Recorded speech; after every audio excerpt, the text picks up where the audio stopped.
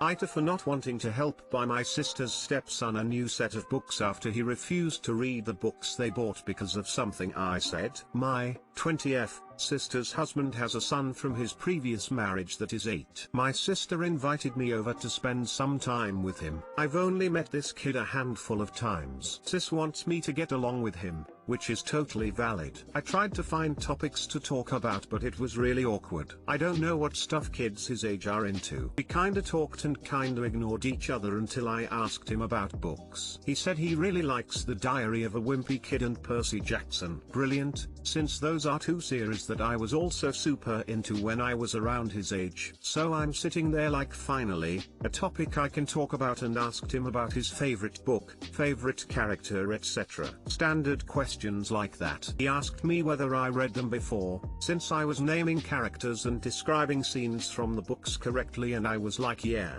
these were super popular when I was your age. I used to read them with my classmates. Holy shit, it was like I dumped a bucket of cold water on the kid. He goes, I'm reading old people books. I don't know how to reply to that. I wait until my sister changes the topic. A week later, I get a call from my sister saying that he refuses to read any of the books he likes because they are old people books. According to her, Bill and her bought all of the Percy Jackson and Wimpy Kid books. He doesn't want to read any of them. Also, apparently it had taken Bill and the kid's therapist months to convince him to willingly read anything in the first place, so this has derailed his progress. I didn't know he had issues reading. My sister wants me to help cover the cost of buying him new books. No, thank you. I didn't know books would be a sensitive subject. I would never have even brought up books if I knew this was how he was going to react. Sis is pretty pissed at me now though.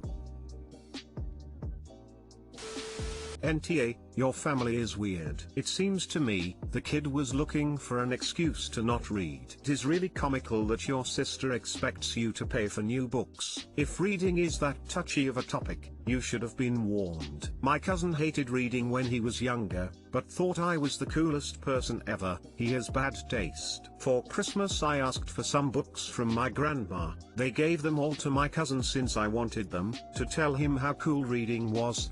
And then he would want to read and I'd still get the books. Except they didn't tell me this, so I got to sit and watch this kid open all the presents I asked for while I got nothing for Christmas. 14. That was pretty terrible.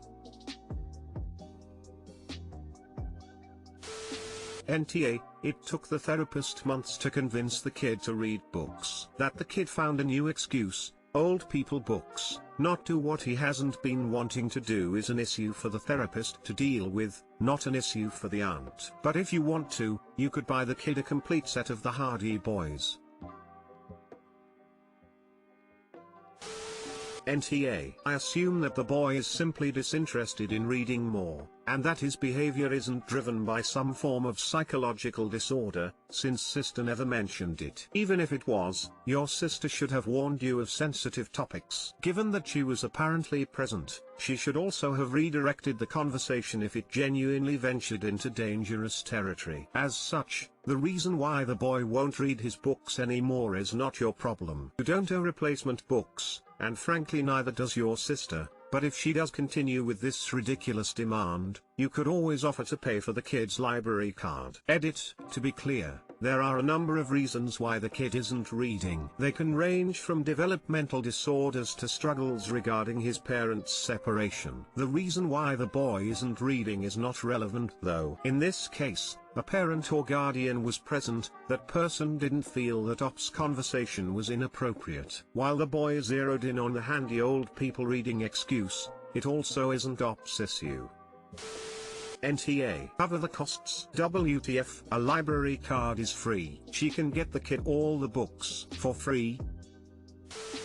AITA for not letting my daughter, 14, come to her aunt's wedding because she wanted to wear white. My M43 sister's wedding was last week. She sent me and my wife an invitation and said that the wedding allowed kids, so everyone was bringing their kids to the event. Once I heard that kids were allowed, I let my wife know and she decided to go dress shopping with our daughter, 14-yo. Our daughter is quite picky when it comes to clothes. It took them several visits to the mall to find what our daughter was looking for. The day of the wedding, my daughter came wearing her dress and showing showing it off. She wanted to take a minute and look at. I turned around and saw that it was a white gown that looked like a wedding dress. I don't know what I felt, but it wasn't right. I asked my wife why she let our daughter buy a white dress knowing that it's inappropriate and unwanted at any wedding. She said it was no big deal and that can't possibly be a distraction cause that's ridiculous. I was mad. I kept thinking what our mother and sister gonna say when they see it. Told my daughter she needed to go change or she isn't allowed to come when wearing this dress. She had a meltdown asking why. I told her it's her choice after she refused and didn't allow her to come with us to the wedding. My wife screamed at me after my daughter went upstairs, calling me an asshole for not letting her attend over a dress. Called me crazy to think my daughter would steal the attention and I ended up going alone. My family knew. Some agreed with me while my sister blew up saying she wanted her niece there and I screwed up big time because it didn't matter if she wore white. She is a kid. My wife and daughter haven't been talking to me ever since and no one seems to understand how I could have taken the blame if my daughter showed up in white. Nata, you did the right thing. Your wife sounds childish and rude. She should have your back no matter what. She took your daughter shopping. She should have been the adult and told your daughter no white dresses allowed. NTA, it sounds like your wife might have bought your daughter a first communion dress, which are many versions of wedding dresses, and would stand out like a sore thumb at a wedding. People might mistake her for the flower girl. I believe you did the right thing. But a picture would be best so we know what the dress looks like. Without your daughter in the picture though. Too many bad people on the internet. First communion is at age of 7 to 9. 14 to 16 is the age of confirmation in Protestant churches. And most 14-year girls don't look like children. This is puberty and the age of growing high. NTA, what your daughter wanted to do was incredibly inappropriate. You are absolutely right that you would have taken the blame if your sister would have taken offense. Turned out that she didn't, but you had no way of knowing that. Your wife also showed extremely poor judgment in buying the dress. You told your daughter that she couldn't go in that dress, and she had a hissy fit and then ended up missing the wedding. She's 14. She is old enough to bear consequences of her own actions, especially if they are self-imposed. They weren't self-imposed. The mistake lies entirely on Op's wife. What 14-year-old has an extra wedding-appropriate dress lying around? This one hurts to read. You were damned no matter what you did. Blamed if she wore white and blamed for her not attending. I'm going with NTA because you erred on the side of caution. You could have called others to see if it'd be okay. That's just about the only way you could have made it through this thing without taking shots from someone. But if he called, the bride still could have felt awkward. How would that conversation go exactly? Day of the wedding. Hey, stressed out bride. We are about to leave and my daughter wants to wear white. Is that cool with you? Now the bride is on the spot on her wedding day. NTA, no phone call was necessary. AITA for making my 32F children, 4 and 6M, cry after they called me Ms. Piggy. Throw away for unoriginal reasons. I, 32F, gave birth back in October. Since then, it's been extremely difficult for me to lose the baby weight.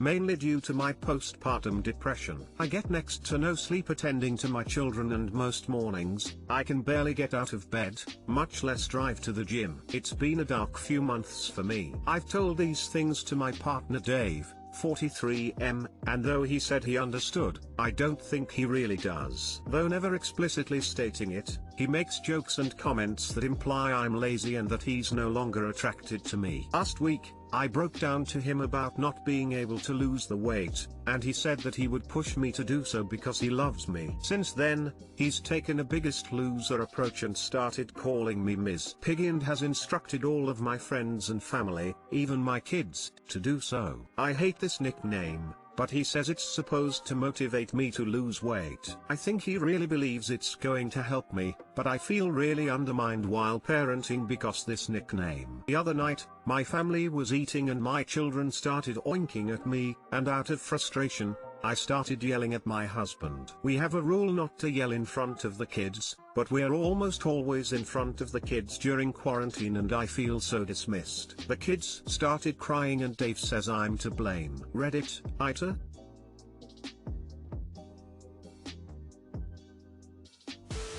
This is bullying and abusive. What is wrong with your partner? He's belittling you in your own eyes and your children's. You have every right to be upset. That's cruel. Shit like this causes eating disorders. You deserve a lot better. Hard NTA, and your partner deserves to get kicked to the curb. NTA, teaching your children to humiliate you into losing weight is so beyond fucked up.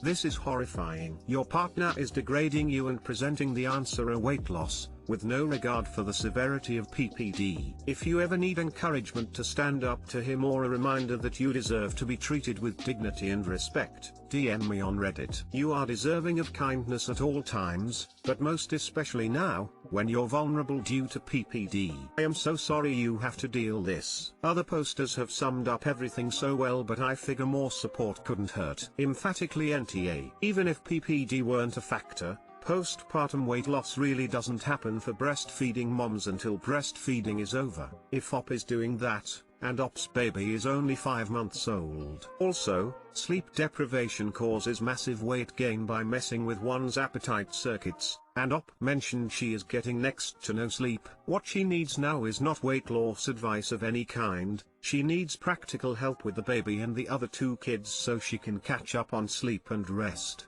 I gained tremendous amounts of weight during pregnancy, 50 pounds or so, and held on to about 15 extra pounds throughout my baby's first year. Like you, I had PPD and wasn't getting much sleep. I was so exhausted that exercise wasn't even on my radar. I was in bare survival mode that entire first year. When my baby started sleeping better, I lost most of that extra weight. After I was done breastfeeding, I quickly and easily got back to my pre-pregnancy weight. I did not at any point change my diet or exercise levels. It was all related to sleep and hormones.